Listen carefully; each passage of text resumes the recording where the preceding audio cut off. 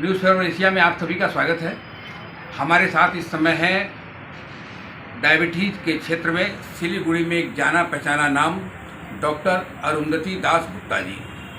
आज हम इनसे जानेंगे डायबिटीज़ है क्या, डायबिटीज़ को कंट्रोल कैसे किया जाए, डायबिटीज़ के क्षेत्र में और क्या काम हो रहे हैं।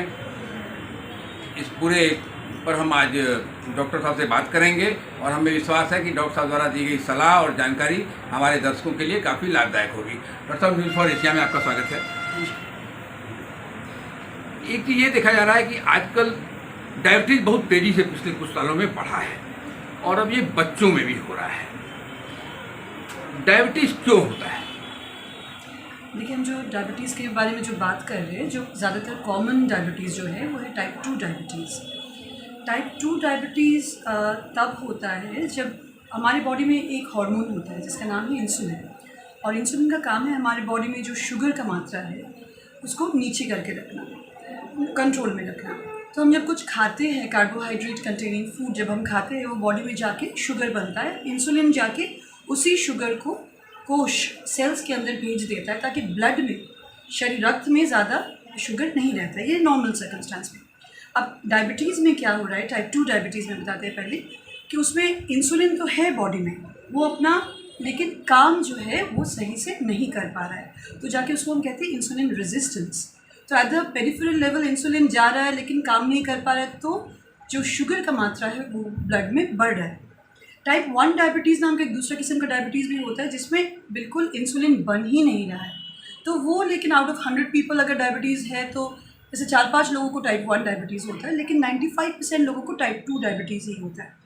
अब टाइप 2 डायबिटीज़ में इंसुलिन पहले तो अपना काम नहीं कर पा रहा है, तो बॉडी और इंसुलिन प्रोड्यूस करता है और इंसुलिन प्रोड्यूस करता है करके कुछ हद तक कवर कर सकता है कुछ समय तक, लेकिन फिर उसके जाके क्या होता है कि अपना जो पैनक्रियास है उसमें इंसुलिन फिर बनना कम हो जाता है। बॉडी टायर्ड हो जाता है एक्सेस बना के। फिर पैनक्रियास का जो बीटा सेल रहता है जहाँ से इंसुलिन निकलता है वो एग्जॉस्टेड हो जाते हैं, वो डेड हो जाते हैं। तब तक जाके क्या होता है, बॉडी का शुगर मात्रा बढ़ना शुरू हो जाता है और डायबिटीज़ एज शुगर लेवल्स बढ़ा हुआ, जैसे जो डायबिटीज़ के लेवल्स है वो वाले होके मैनिफेस्ट होते हैं। तो जब तक डायबिटीज़ हमें पता चलता है कि शुगर लेवल्स बॉडी में बढ़ गए, तब तक already 50% of the beta cells of the pancreas वो ऑलरेडी डैमेज हो चुके होते हैं। तो ये है डायबिटीज़। ये टाइप 1 क्या है? टाइप 1 डायबिटीज़ ऐसा है कि बॉडी बना ही नहीं पा रहा है वो इंसुलिन इनिशियली। ऐसा नहीं है कि रेजिस्टेंस है, लेकिन वो यूजुअली ऑटो इम्यून फैक्टर्स कहते हैं, मतलब इम्यूनिटी, हमारा बॉडी का जो इम्यूनिटी है, फाइट करने के लिए जो इम्यूनिटी रहता है, वही इम्यूनिटी जब अपने ऑर्गन्स के अगेंस्ट फाइट करे तो उसको ऑटो इम्यूनिटी कहते हैं। तो auto immunity against pancreatic cells जब होता है तब वो जाके अपना ही इंसुलिन बनाने वाले जो सेल्स हैं उनको डैमेज कर देते हैं और वो टाइप 1 डायबिटीज़ के हिसाब से पेश होते हैं। तो टाइप 1 डायबिटीज़ का जो ट्रीटमेंट है वो इंसुलिन के अलावा और कुछ नहीं हो सकता, क्योंकि इंसुलिन बन ही नहीं रहा है बॉडी।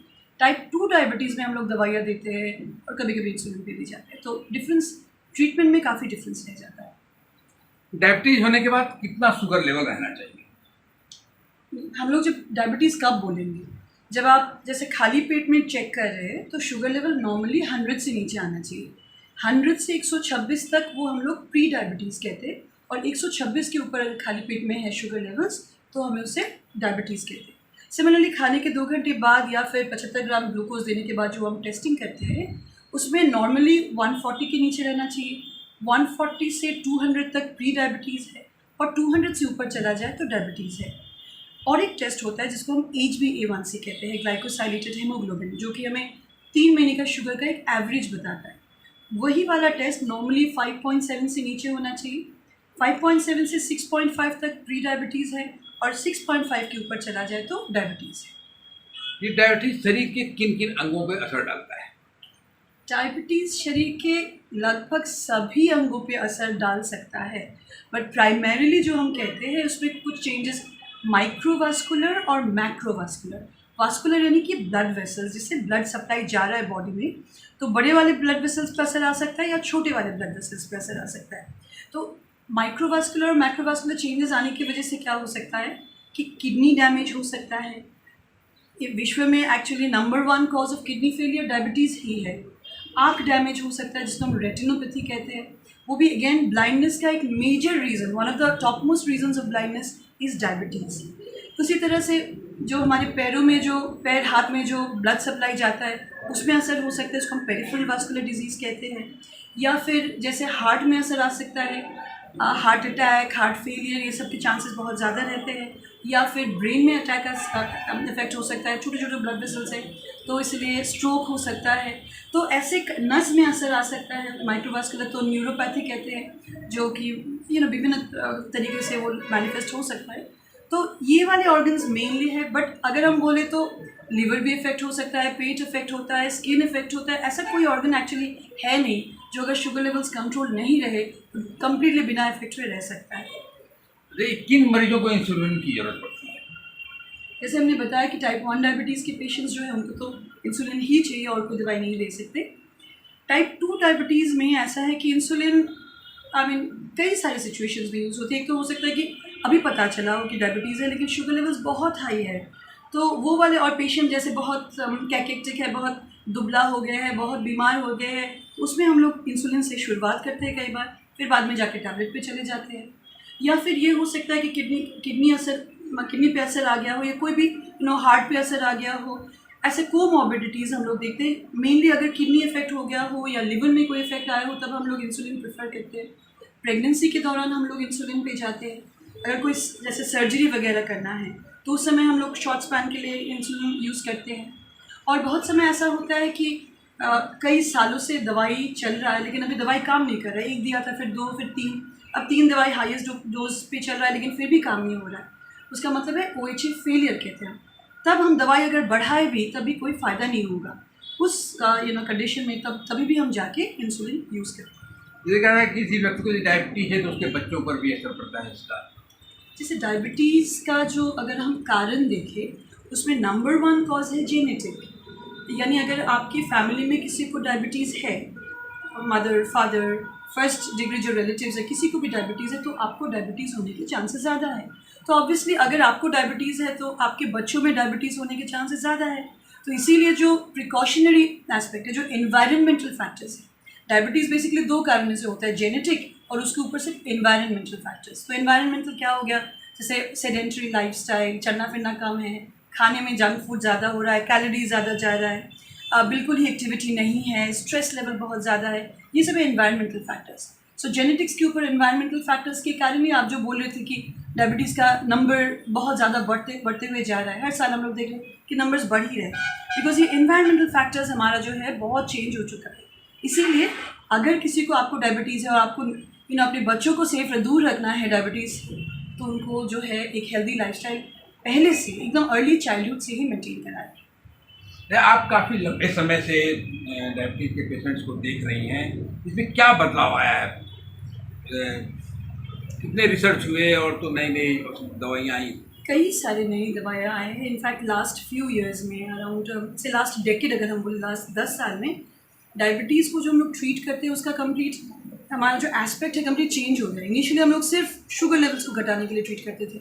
आजकल जब हम लोग ट्रीट करते तो सिर्फ शुगर लेवल नहीं, at the same time heart के लिए प्रोटेक्शन, किडनी के लिए प्रोटेक्शन, बाकी जो एस्पेक्ट्स है वो भी हम लोग देखते हैं। आजकल ऐसे दवाइयाँ आए हैं जो वज़न को घटाने में हेल्प करते हैं, किडनी को अलग से प्रोटेक्शन देते हैं। ऐसे भी दवाइयाँ हैं आजकल जो हफ्ते में एक बार दे कभी भी यूज़ हो सकते हैं। हर दवाई हर एक के लिए नहीं है, अलग अलग किस्म की दवाइयाँ हैं, अलग अलग इंडिविजुअलाइज्ड थेरेपी के लिए। बट हाँ, डेफिनेटली आजकल पहले से तो बहुत ज़्यादा ऑप्शंस अवेलेबल है हमारे पास ट्रीटमेंट के लिए। एक दर्शक का सवाल है कि उनकी उम्र 30 साल है और हाल ही में उन्होंने शुगर टेस्ट करवाया था। फास्टिंग की रिपोर्ट 92 थी और खाने के बाद रिपोर्ट 150 है। उनकी माँ को भी शुगर था, क्या उन्हें डॉक्टर से संपर्क करना चाहिए? तो उनका जो हमने जो अभी डिस्कस किया, जो कि खाली पेट वाला लगभग ठीक है, खाने के बाद वाला हल्का बढ़ा हुआ है, क्योंकि नॉर्मल एब्सोल्युटली 140 के नीचे है, तो 140 से थोड़ा सा बढ़ा हुआ है। नहीं, अभी डॉक्टर से संपर्क करने की ज़रूरत नहीं है, बट आप अपना एक HbA1c ज़रूर कराएं ताकि पता चले कि एवरेज क्या चल रहा है। आज का फास्टिंग BP तो कल के खाने के ऊपर और आज के खाने के ऊपर डिपेंड कर रहा है। आज मैंने कितना एक्सरसाइज किया, कितना चला, वो उस पर डिपेंड कर रहा है। तो 3 महीने का एवरेज देखिए, अगर वो एवरेज नॉर्मल रेंज में है या फिर हल्का बढ़ा हुआ है तो लाइफस्टाइल चेंजेस अपनाएं, डाइट को कंट्रोल कीजिए, एक्सरसाइज कीजिए, half an hour to 45 minutes every day, running, jogging, swimming, जो भी आप कर पाए वो कीजिए। और उससे आप देखेंगे कि काफ़ी हद तक आप डायबिटीज़ को रोक पाएंगे। मे बी जो डायबिटीज़ 2 साल बाद होता है वो मे बी जाके 5-6 साल बाद होगा। कंप्लीटली चला जाएगा, रिस्क वैसा नहीं होता है, but you can stall it for a very long time. एक और दर्शक का सवाल है कि उनकी उम्र 42 साल है और उनका ब्लड शुगर लेवल 164 है। उनके पैरों में जलन और कमजोरी महसूस हो रही है। ब्लड शुगर लेवल 164 ये ज़रा वेग हो गया, क्योंकि हमें पता करना है कि ये फास्टिंग है, ये पीपी है, ये क्या है। बट पैरों में अगर जलन आ रहा है तो ये न्यूरोपैथी हो सकता है। नस में जब इफ़ेक्ट होता है डायबिटीज़ के कारण तो झिंझनाहट होता है, वो सुन्न हो जाता है, कई जगह पे सेंसेशन बिल्कुल नहीं होता है, कभी कभी एक साइड कभी पैरालाइज हो जाता है, कई सारे इन्वॉल्वमेंट मतलब मैनिफेस्टेशंस रहते हैं नर्व का इन्वॉल्वमेंट का। तो आप जो बता रहे हैं वो यूजुअली पेरिफेरल न्यूरोपैथी कहते हैं उसे, जिसमें पैर में झिंझनाहट या जलन वैसे हो सकता है। आप अपने डॉक्टर से संपर्क कीजिए इसके बारे में। एक दर्शक का सवाल है कि उनके पिता की उम्र 52 ईयर्स है। उनका फास्टिंग ब्लड शुगर लेवल 149 है। वह रोजाना वॉक पर भी जाते हैं, बावजूद इसके उनका ब्लड शुगर लेवल संतुलित नहीं हो रहा है। इसके लिए उन्हें क्या करना चाहिए? तो फिर हमें जानना होगा कि क्या वो दवाई पे है। सिर्फ देखिए, lifestyle is the most important thing कि खाने में परहेज़ करना है या और एक्सरसाइज करना है, लेकिन सिर्फ लाइफस्टाइल से तो नहीं होता है, ज़्यादातर लोगों का नहीं होता है। तो उसके बाद जब लाइफस्टाइल पूरा चेंज कर लिया कि वॉकिंग पे भी चले गए, खाने पे भी अच्छे से परहेज़ किया, फिर भी हम लोग टारगेट नहीं रीच कर रहे। अब जो डायबिटिक पेशेंट है उनके लिए टारगेट क्या है? यूजुअली जो हम एक बार डायबिटीज़ हो गया, अभी हमें कंट्रोल में रखना है तो कितना रखना है?